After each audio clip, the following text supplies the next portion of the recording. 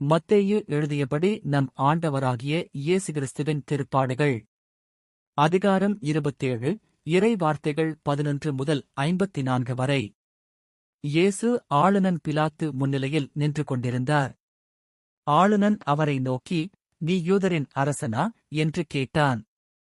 அதற்கு இயேசு, அவ்வாறு நீர் சொல்கிறீர் என்று கூறினார். மேலும் தலைமைக் குருக்களும் மூப்பர்களும் அவர் மீது குற்றம் சுமத்திய போது அவர் மறுமொழி எதுவும் கூறவில்லை. பின்பு பிலாத்து அவரிடம், உனக்கு எதிராக எத்தனையோ சான்றுகள் கூறுகிறார்களே, உனக்கு கேட்கவில்லையா என்றான்.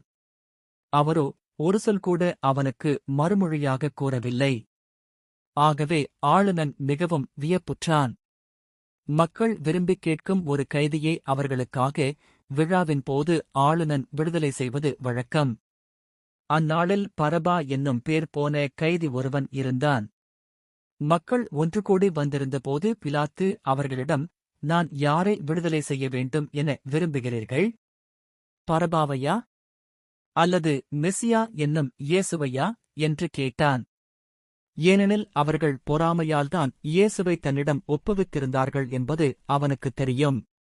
பிலாத்து நடுவர் இருக்கை மீது அமர்ந்திருந்த பொழுது அவனுடைய மனைவி அவனிடம் ஆள் அனுப்பி, அந்த நேர்மையாளரின் வழக்கில் நீர் தலையிட வேண்டாம்.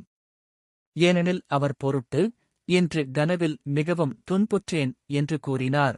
ஆனால் தலைமைக் குருக்களும் மூப்பர்களும் பரபாவை விடுதலை செய்ய கேட்கவும் இயேசுவை தீர்த்துக் கட்டவும் கூட்டத்தினரை தூண்டிவிட்டார்கள்.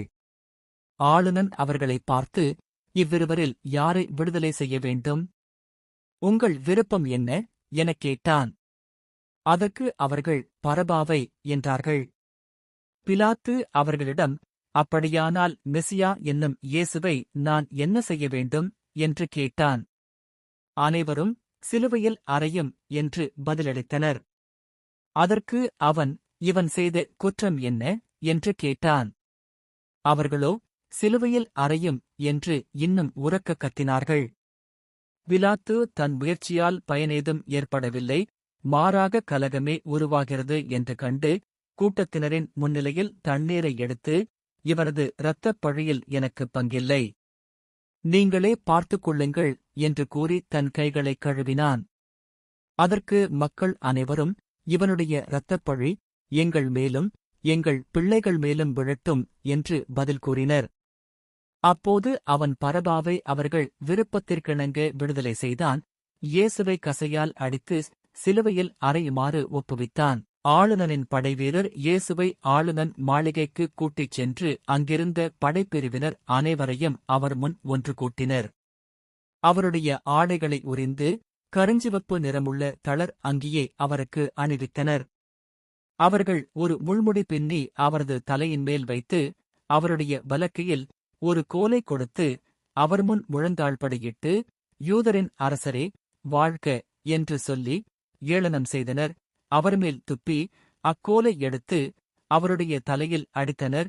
அவரை ஏளனம் செய்தபின் அவர்மேல் இருந்த தளர் அங்கியை கழற்றிவிட்டு அவருடைய ஆடைகளை அணிவித்து அவரை சிலுவையில் அறைவதற்காக இழுத்துச் சென்றனர். அவர்கள் வெளியே சென்றபோது சிரேன் ஊரைச் சேர்ந்த சீமோன் என்ற பெயருடைய ஒருவரைக் கண்டார்கள். இயேசுவின் சிலுவையை சுமக்கும்படி அவரைக் கட்டாயப்படுத்தினார்கள். மண்டையோட்டு இடம் என்று பொருள்படும் கொல்கொதாவுக்கு வந்தார்கள். இயேசுவுக்கு கசப்பு கலந்த திராட்சை ரசத்தை குடிக்கக் கொடுத்தார்கள். அவர் அதை சுவை பார்த்தபின் குடிக்க விரும்பவில்லை. அவர்கள் அவரை சிலுவையில் அறைந்த பின்பு குலுக்கல் முறையில் அவருடைய ஆடைகளை பங்கிட்டுக் கொண்டார்கள். பின்பு அங்கே உட்கார்ந்து காவல் காத்தார்கள். அவரது தலைக்கு மேல் அவரது மரண தண்டனைக்கான காரணத்தை எழுதி வைத்தார்கள். அதில் இவன் யூதரின் அரசனாகிய இயேசு என்று எழுதப்பட்டிருந்தது. அதன்பின் அவருடைய வலப்புறம் ஒருவனும் இடப்புறம் ஒருவனுமாக இரு கள்வர்களை அவருடன் சிலுவைகளில் அறைந்தார்கள். அவ்வழியே சென்றவர்கள் தங்கள் தலைகளை அசைத்து, கோவிலை இடித்து 3 நாளில் கட்டி எழுப்புகிறவனே, உன்னையே விடுவித்துக்கொள், நீ இறைமகன் என்றால் சிலுவையிலிருந்து இறங்கி வா என்று அவரை பழித்துரைத்தார்கள். அவ்வாறே தலைமைக் குருக்கள் மறைநூல் அறிஞர்களுடனும் மூப்பர்களுடனும் சேர்ந்து அவரை ஏளனம் செய்தனர். அவர்கள் பிறரை விடுவித்தான், தன்னையே விடுவிக்க இயலவில்லை. இவன் இஸ்ரவேலுக்கு அரசனாம். இப்பொழுது சிலுவையிலிருந்து இறங்கி வரட்டும். அப்பொழுது நாங்கள் இவனை நம்புவோம். கடவுளிடம் இவன் உறுதியான நம்பிக்கை கொண்டிருந்தானாம். அவர் விரும்பினால் இப்போது இவனை விடுவிக்கட்டும். நான் இறைமகன் என்றானே என்று கூறினார்கள். அவ்வாறே அவரோடு சிலுவையில் அறையப்பட்டிருந்த கள்வர்களும் அவரை இகழ்ந்தார்கள். நண்பகல் 12 மணி முதல் பிற்பகல் 3 மணி வரை நாடு முழுவதும் இருள் உண்டாயிற்று. 3 மணியளவில் இயேசு, ஏலி, ஏலி லெமா சபக்தானி, அதாவது என் இறைவா, என் இறைவா, ஏன் என்னை கைவிட்டீர் என்று உரத்த குரலில் கத்தினார். அங்கே நின்று கொண்டிருந்தவர்களுள் சிலர் அதைக் கேட்டு, இவன் எலியாவை கூப்பிடுகிறான் என்றனர். உடனே அவர்களுள் ஒருவர் ஓடிச் சென்று கடற்பஞ்சை எடுத்து புளித்த திராட்சை இரசத்தில் தோய்த்து அதைக் கோலில் மாட்டி அவருக்கு குடிக்கக் கொடுத்தார். மற்றவர்களோ, பொறு, எலியா வந்து இவனை விடுவிப்பாரா என்று பார்ப்போம் என்றார்கள். இயேசு மீண்டும் உரத்த குரலில் கத்தி உயிர்விட்டார். இங்கு முழந்தாளிட்டு சிறிது நேரம் மௌனமாக இருக்கவும். அதே நேரத்தில் திருக்கோவிலின் திரை மேலிருந்து கீழ்வரை 2ஆக கிழிந்தது. நிலம் நடுங்கியது. பாறைகள் பிளந்தன. கல்லறைகள் திறந்தன.